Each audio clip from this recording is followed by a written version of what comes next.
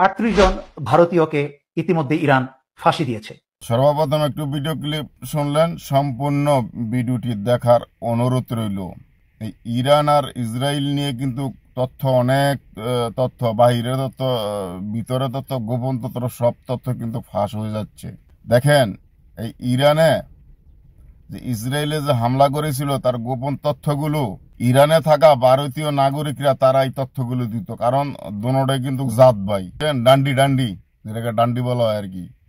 জাত ভাই, এক জাত ভাই আরেক জাত ভাইকে ইরানকে হামলা করার জন্য সহযোগিতা করত। সেখানে 38 জনকে ফাঁসি দিয়েছিল এবং 1 লক্ষ না 2 লক্ষ খেল নাই। তো এগুলোর বলছিল ইরান ত্যাগ করার জন্য, তারা করে নাই। যেগুলোর পারছে সেগুলির ধরে উপরে ফাটাই দিছে। তো অবশেষে কি ইরানের কিন্তু জয় হয়েছে। হ্যাঁ, বাঘের বাচ্চা হইলো ইরান, আর যেগুলো আছে অন্যান্য দেশগুলো তারা হইলো কাপুরুষ। আজকে মুসলমান যদি এক হতো, ইহুদিদের মাথা নাড়া চাওয়ার দেওয়ার মতন একটু শক্তি পাইতো না। আজকে ইহুদিদের সাথে ইরান লড়তেছে আর অন্য দেশগুলো, আরব দেশগুলো মজা নিচ্ছে। তো একের পর এক সবার প্রতি চলে আসবে, সেই সব তথ্যগুলো আপনাদের সকলেরই জানা আছে। তো কথা বাড়াচ্ছি না, আমি দেখেন আমাদের সাবেক সেনা কি তথ্যগুলো দিল, তথ্যগুলো অবশ্যই শুনবেন, শোনার পর ভিডিওটি শেয়ার দিবেন। 38 জন ভারতীয়কে ইতিমধ্যে ইরান ফাঁসি দিয়েছে। ইরানে 8 লাখ ভারতীয় কর্মরত ছিল। ইরান তাদেরকে 48 ঘন্টা সময় দিয়েছে ইরান ছেড়ে চলে যেতে।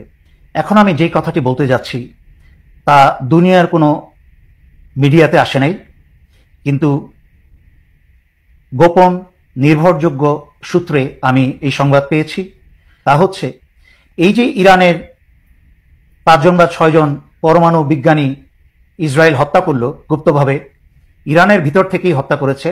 তারা ইসরায়েল থেকে বোমা দিয়ে, বিমান থেকে বোমা ফেলে হত্যা করেনি। তারা ইরানের ভিতরের গোয়েন্দাদেরকে দিয়ে এবং ড্রোন দিয়ে, লুকিয়ে রাখা ড্রোন দিয়ে ব্যবহার করে সেই মানুষগুলোকে হত্যা করেছে। কিন্তু শুনে অবাক হবেন, ইরানে এখনো 500 থেকে 600 রাশিয়ার এবং চীনের পরমাণু বিজ্ঞানী নিয়োজিত আছে বিভিন্ন কাজে।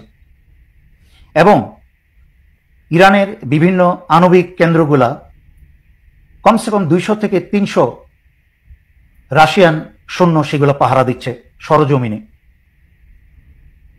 তাই ইরান গত 2 যুগের উপরে যখন সারা দুনিয়ার চাপ সহ্য করেছে, সকল প্রকার তথাকথিত সুন্নি মুসলিমদের কাছ থেকে অনেক কথা শুনেছে যে ইরান কখনো কোথাও যুদ্ধে জড়িত হয় না, তারা স্বার্থপরের মতো চুপ করে থাকে, না, সেটা বোকারা তারা মনে করেছে।